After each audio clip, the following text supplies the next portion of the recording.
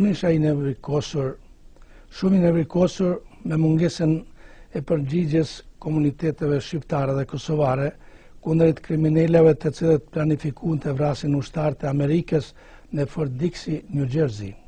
Prifti shqiptar Anton Kcira i famullisë shqiptare Shën Paul në Detroit të Shteteve të Bashkuara të Amerikës ka kërkuar falje publikisht në një video në YouTube për komentet negative të bëra ndaj muslimanëve shqiptar në vitin 2007.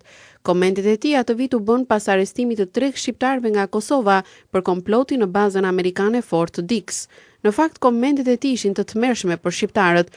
Ai atëherë ju referua luftës në Kosovë duke thënë: Miloševiqi duhet të bënte të njëjtën gjë me 1.9 milion qenë e Kosovës, ashtu siç bëri me 260.000 qenë e Srebrenicës, duke quajtur qenë muslimanët në kohën kur 70% e shqiptarëve të Shqipërisë janë musliman dhe thuajse gjithë kosovarët janë musliman. Prifti Kirca fitoi urrëtitjen e gjithë shqiptarëve në komunitetin e Detroit.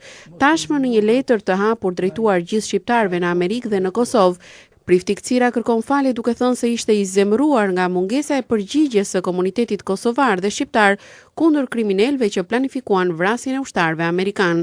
Duke shprehur zemrimin tim, unë përdora atë që një mësues anglishte do ta quante hiperbol, një egzagerim i përdorur për efekt për ta bërë shumë të qartë. Duke bërë këtë unë përdora disa fjalë të gabuara, përdora shembuj të këqij, përshkrova viktimat masakre me emra provokues. Kjo nuk ishte e drejtë, ai ishte nervozimi im që fliste, jo zemra ime. Ai u justifikua se Shtetet e Bashkuara të Amerikës dhe NATO kanë bërë aq shumë për shqiptarët ndër vite dhe ishte diçka mos mirënjohëse që shqiptarët të mos e dënonin komplotin në Fort Dix. Nga ana tjetër ai vlerësoi marrëdhëniet mes katolikëve dhe muslimanëve duke kërkuar që komuniteti shqiptar të vazhdojë të kontribuojë me fonde për projektet e famullisë së tij në komunitetin shqiptar në Detroit.